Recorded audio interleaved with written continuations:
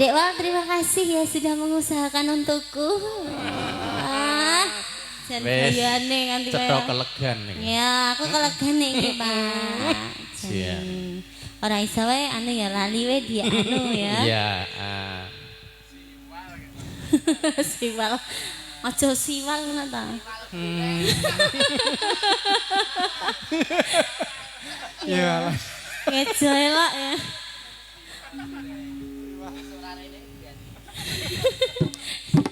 Terus kayak Mas ya? Iya.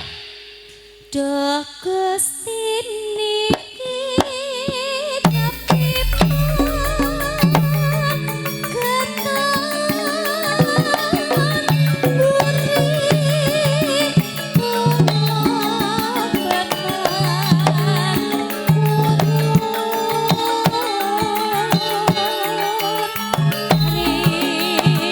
Hãy subscribe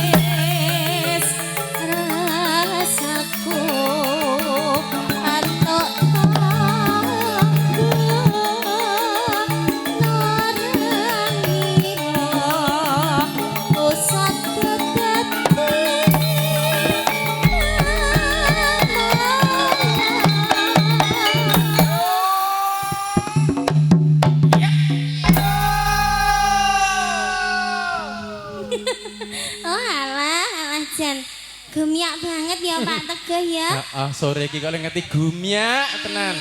Heeh, donya kok kaya ngene. Kaya ngene to. Nggih, menika tamunipun sampun Nuwun sewu ingkang ketuwin rawuh. Mbok menawi mboten lepat keluarga saking Sleman nggih. Oh nggih. Sleman. Sak kamat-kamat nate sumerep nggih.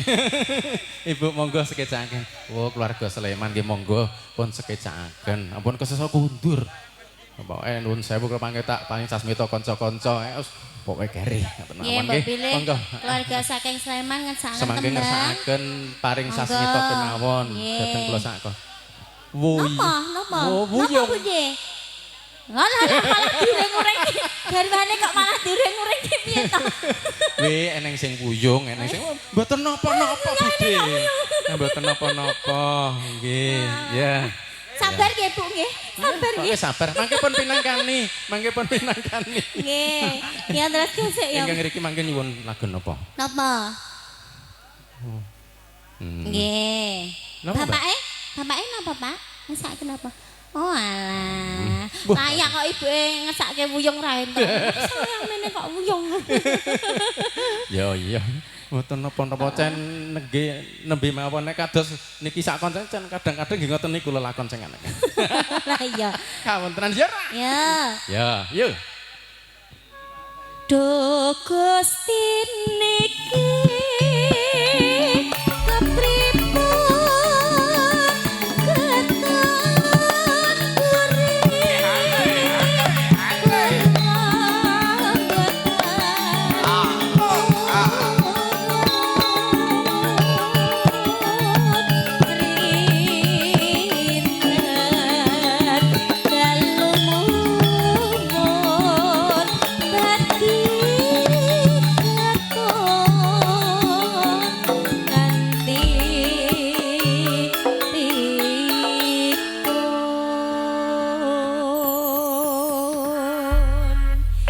sampun katur menika Pak Teguh. Apa ngono mau? Getun nganti pikun. Walah.